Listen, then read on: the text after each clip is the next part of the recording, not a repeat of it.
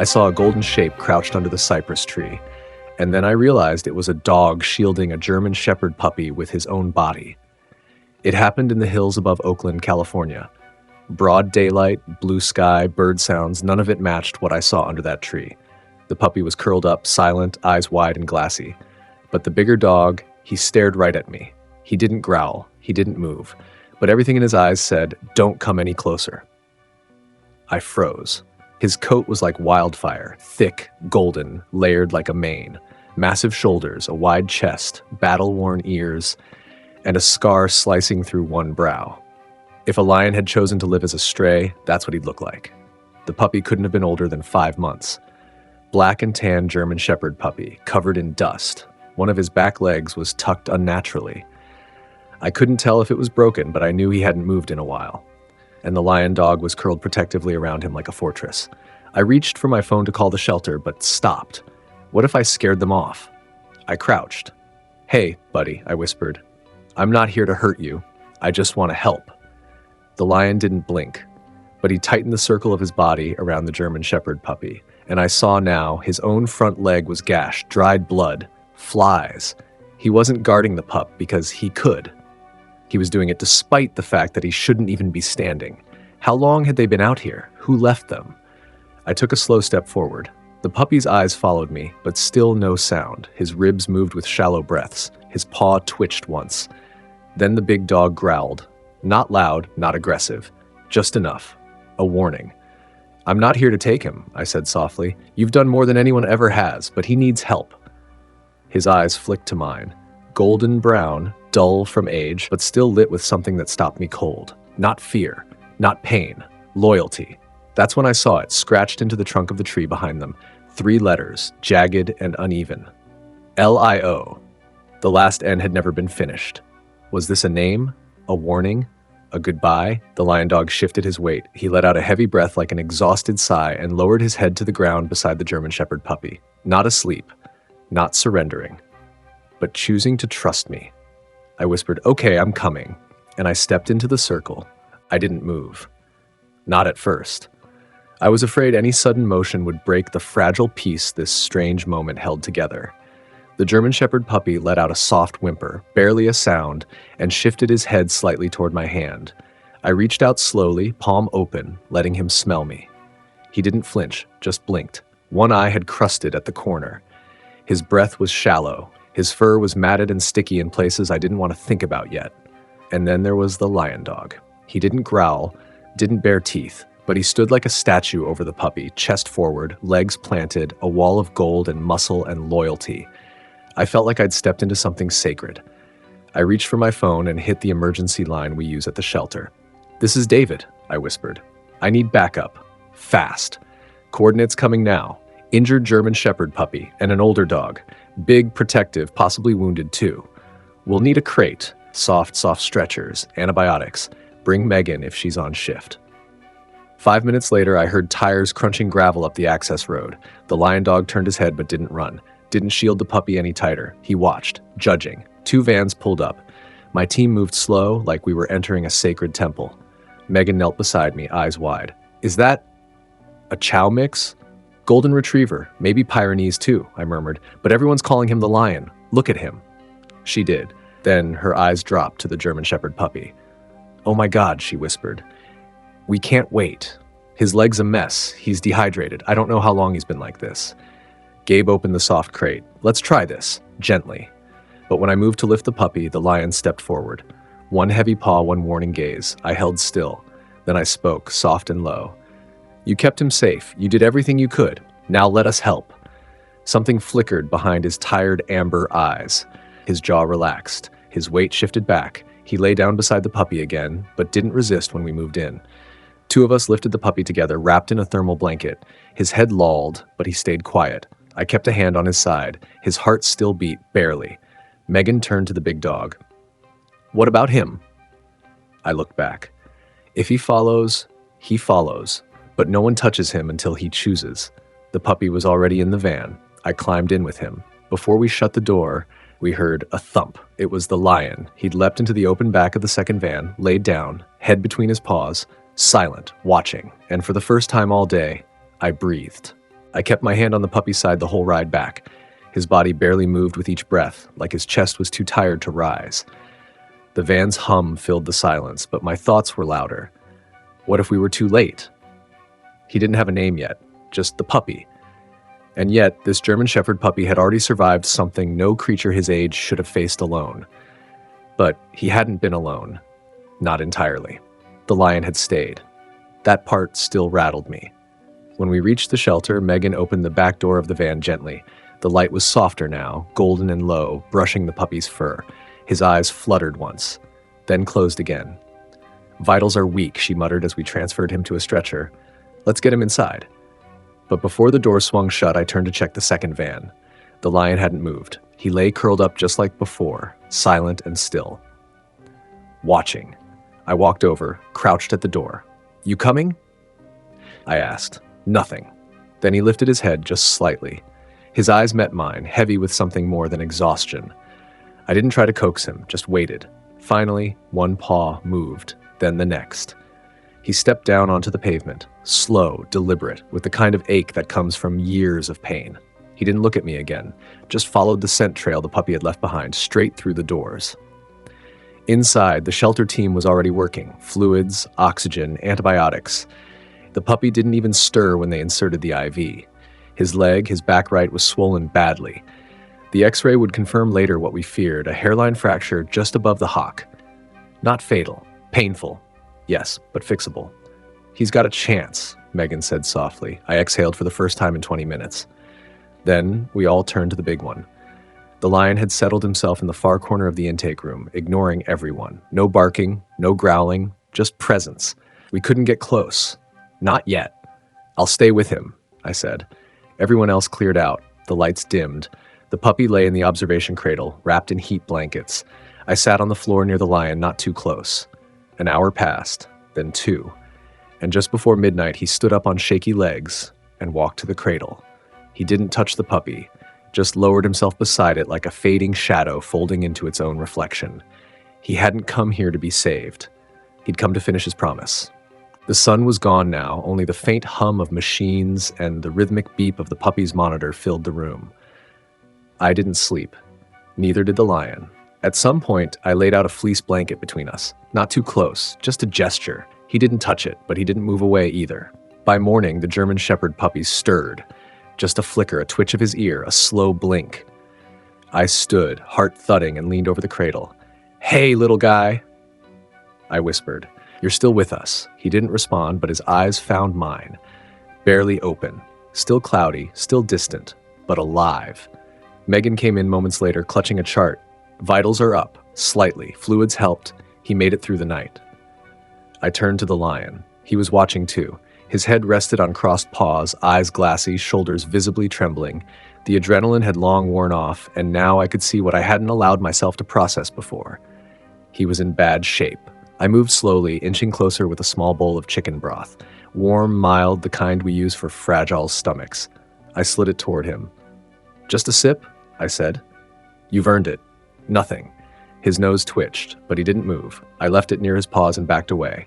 Then walked to the puppy, crouched low. "You're safe now? You hear me? He brought you here?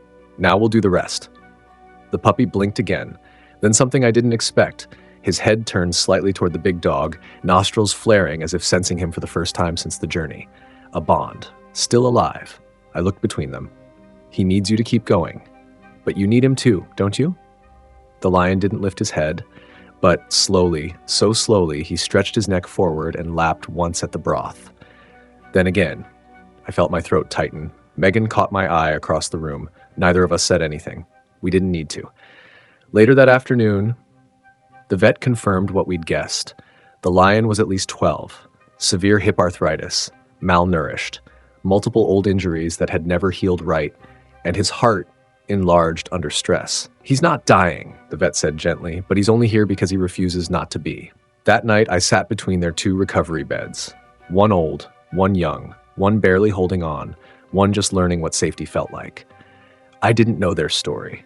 I didn't know where they came from or why fate had tied them together. But I knew this. The German Shepherd puppy had survived because he'd been protected by a lion. And now, the lion needed something in return. By the third day, the German Shepherd puppy had a name: Leo. Megan said it first, softly, while checking his bandages. Seems right, doesn't it? He was never alone out there. He had a lion watching over him. I looked at the lion, curled nearby on a padded mat, his head resting beside the edge of Leo's crate. His golden fur still clung to grime and dust, and his left eye stayed half closed more often than not. But he hadn't moved far from the puppy once. Leo flinched less now. His pupils tracked light. When I held my hand near, he didn't shy away. He'd sniff it, blink slow, then fall back asleep.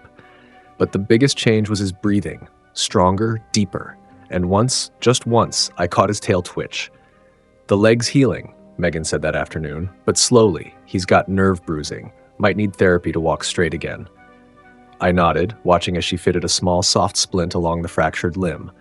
Leo didn't protest. He just laid there, eyes half-lidded, trusting. The lion hadn't eaten much, a few bites here and there, some broth, bits of boiled chicken, but his body was slow to recover. Every motion looked like it cost him something.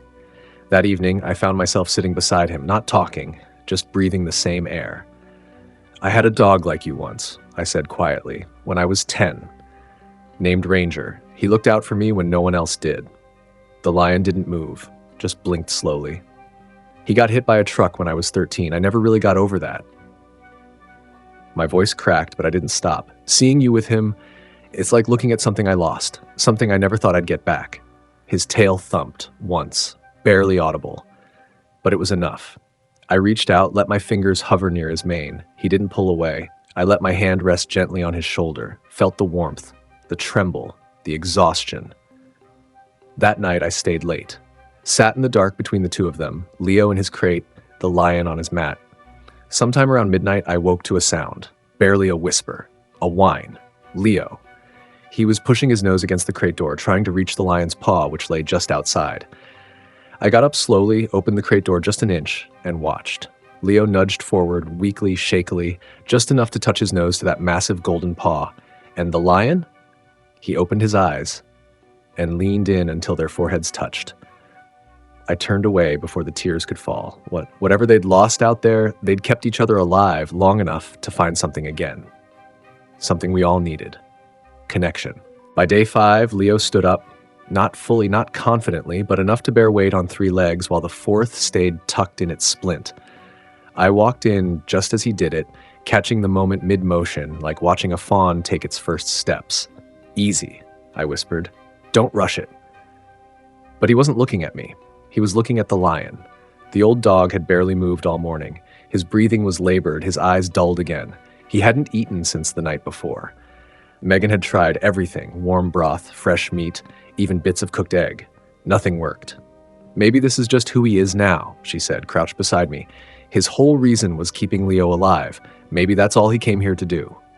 I hated that. I hated how much sense it made. Leo, though. Leo wasn't giving up. The German Shepherd puppy limped across the padded floor of the recovery room, each step a tremble. He reached the edge of the lion's mat and collapsed beside him, hard, awkward, but intentional. And then he began to lick the lion's muzzle, slowly, carefully, like a pup grooming its parent. The lion opened his eyes. For the first time that day, his ears perked, his nose twitched. He stretched one paw forward, tentative, shaky, and rested it gently over Leo's back. Megan grabbed my arm. "Did you see that?" "Yeah," I breathed. "He's still here." I moved to the corner and grabbed the small bowl of boiled chicken we'd set aside earlier. I brought it over and placed it near the lion's paw. Leo sniffed it, then nudged it closer with his nose, right up to the lion's mouth. And the lion ate, one piece, then another, then the whole bowl. That night, we let them sleep side by side on the same mat. No crate, no barriers. Just the old lion and his cub pressed shoulder to shoulder, rising and falling with every shared breath. I stayed long after the lights dimmed. I watched Leo tuck his nose into the thick mane of the older dog. I watched the lion curl around him like armor. And for the first time, I wasn't afraid of losing either of them. Because somehow, in saving each other, they were teaching the rest of us what survival really looked like. Not just breathing, not just fighting, but choosing to stay for someone else. The next morning, the room was silent, but not empty. I found them the way I'd left them, Curled together on the shared mat, Leo's head buried in the lion's chest, one paw draped across his thick foreleg. The only difference was that Leo was awake, watching me. "Hey, kid," I whispered. He didn't move much, but his tail tapped once against the mat. Barely audible, but it was there. Recognition. Memory. Megan joined me a few minutes later, holding fresh bandages and a clipboard. She knelt beside Leo, checked the splint, the stitches, the IV line, then turned to me. "David, he's gaining strength, not fast but steady. Reflexes are improving, eating well. The nerve damage might still linger, but..." She looked at Leo, who blinked slowly and nudged her hand with his nose. "He's fighting." We both looked over at the lion. He wasn't. His chest rose, but slower now. His breaths came in deep, rasping waves. His gums were pale, and his massive frame, once so imposing, looked smaller, as if he was folding inward. "He hasn't eaten today?" I asked. She shook her head. "Not even broth." We stayed quiet. I crouched beside him, resting a hand on his thick mane. It was rougher now, clumped, losing shine. I wanted to pretend it was just age, fatigue, that he just needed rest. But I'd seen this before. Sometimes dogs who've lost everything find one reason to keep going, and once that reason is safe, they let go. "You don't have to go," I said, barely a whisper. "He still needs you." I don't know why I said it. Maybe I was begging, maybe I was bargaining, but I meant every word. Leo must have sensed something too. He pushed himself up again, limping awkwardly but with determination, and pressed his face into the lion's chest. The big dog stirred just enough to lift his chin. Then something remarkable happened. Leo let out a bark, just once, weak, raspy, but clear. And the lion turned his head, met my eyes, then looked at Leo, and with great effort licked the puppy's forehead once. Long, slow, final. I felt something crack inside me. I stepped outside, had to. I leaned against the hallway wall and closed my eyes. Not because I was afraid he'd die, but because I realized he wasn't staying alive for himself. He was holding on for Leo. And Leo was still fighting because he believed the lion would always be there. But that belief was about to be tested. That night, the shelter was quiet. Too quiet. I stayed late again, pulled a chair into the corner of the recovery room. Leo lay curled on his blanket, fast asleep, his breath steady and slow. But the lion, he didn't sleep. He just lay there, staring at the wall, eyes half-lidded, body still, like he was already halfway gone. I set a bowl of broth beside him. He didn't touch it. Megan stopped by once before she left. She didn't say much, just stood in the doorway, arms crossed, watching. "He's fading," she finally whispered. "I know," I said. "You can't fix this one, David. I know." When she was gone, I turned off the overheads and let the moonlight pour in through the high windows. The room turned blue and quiet. The only sound was the faint rhythm of Leo's breathing. I looked at the lion. "You're not just tired," I said softly. "You're done, aren't you?" He didn't respond, but he blinked. Slow, heavy. "I wish I'd found you sooner." My throat tightened. I hadn't said it out loud until now, but I'd thought it every hour since we brought him in. "You carried him through something no one should survive, and I can't even get you to eat." Leo stirred, not fully awake, just shifting as if he heard me even in sleep. The lion turned his head, looked at the puppy. Then, slowly, painfully, he dragged himself a few inches forward until his paw rested on the edge of Leo's blanket. His claws curled slightly into the fabric. That's all. That was his good night. I sat there for a long time after that, watching the two of them breathe. And somewhere deep in my chest, a question I didn't want to face kept rising like a tide. When the morning comes, will he still be here? We ran blood work that morning. We didn't want to, but we had to know. The results came back hours later, and Megan didn't even need to speak. She just handed me the printout and sat beside me on the bench outside the exam room. Renal failure, severe anemia, advanced degeneration in the spine and hips. His body was done. "He's not in pain," she said gently, "but he's tired, and if we don't prepare, the end will come fast." I stared at the numbers like they might change if I just blinked hard enough. Inside, Leo lay curled on their shared mat. The German Shepherd puppy had made real progress in just days. He could stand now, walk a few shaky steps, but his eyes followed the lion constantly. If the old dog shifted, Leo moved. If he breathed faster, Leo would freeze. "He knows," I whispered. "He feels it." Megan nodded. "He's watching his world dim." I waited until the room cleared out that evening before I sat beside them.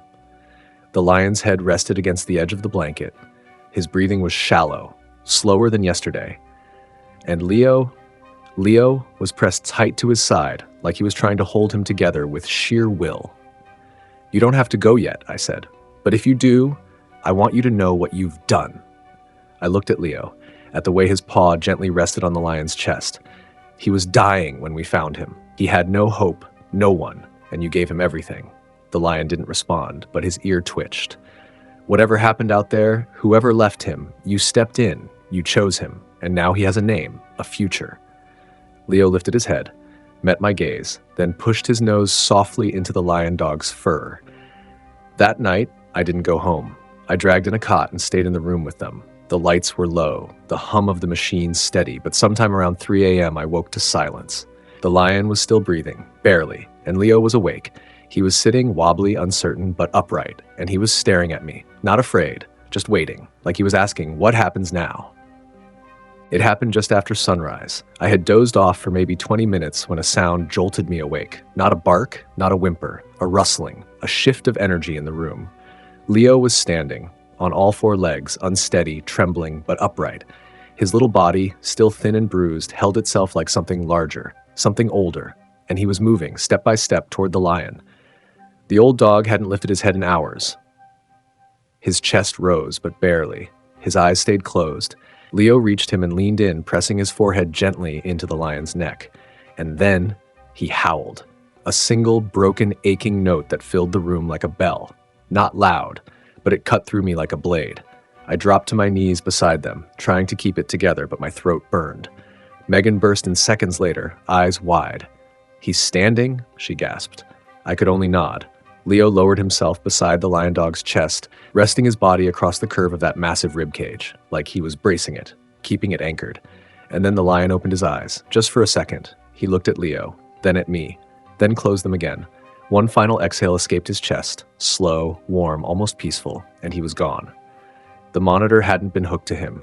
No wires, no machines, just stillness. Megan knelt beside me, tears in her eyes. Leo didn't cry, didn't make a sound. He just stayed pressed against the dog who had been his shield, his warmth, his entire world for who knows how long. He waited, I said, until he knew Leo would stand. That morning, the shelter staff gathered in silence. Some cried, some didn't speak at all. We wrapped the lion's body gently in a blanket, placed a single tag around his leg, name unknown. But everyone called him the Lion. Later that day, I took Leo outside into the courtyard. He limped in small circles, occasionally sniffing the air, then pausing, like he was searching for that presence again. I let him look, but he never howled again. He just walked back to me, leaned his head against my leg, and closed his eyes. That was the moment I knew.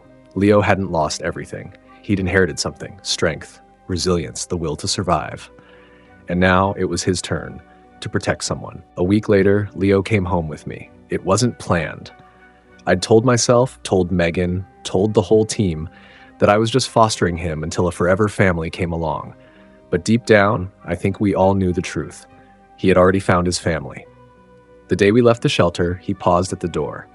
Just stood there, looking back toward the wing where the lion had spent his last days. I bent down beside him, hand on his back. "He's not there anymore, buddy," I said quietly. "But he's not gone either." Leo looked up at me, then limped forward. No hesitation after that. At home, he adjusted faster than I expected. The first night, he curled up beside the fireplace like he'd lived there all his life. He still limped, still had trouble with stairs, but his will, God, his will, was stronger than anything I'd ever seen.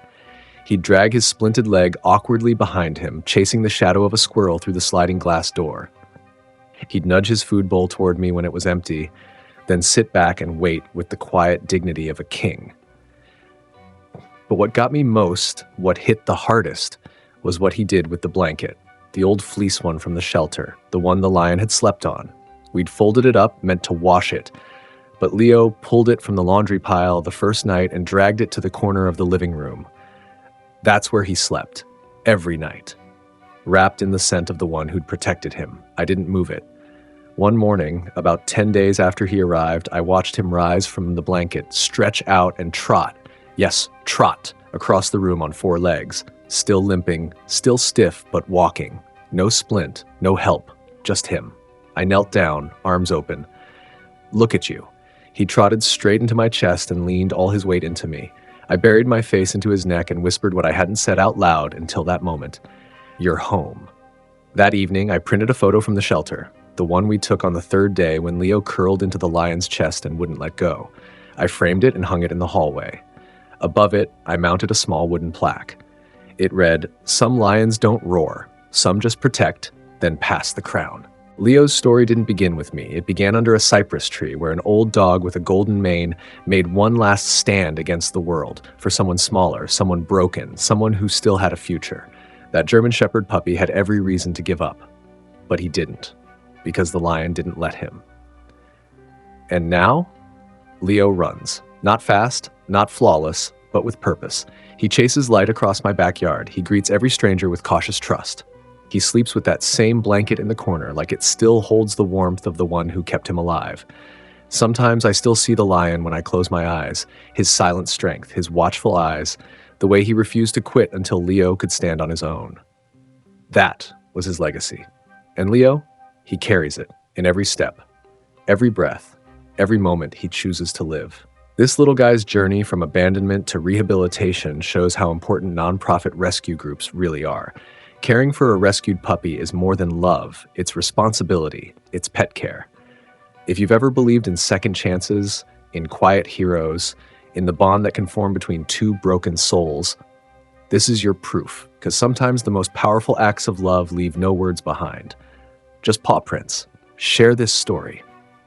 Someone out there needs to see it. Someone out there needs hope. Join our Brave Paws family. Be their voice, be their hope.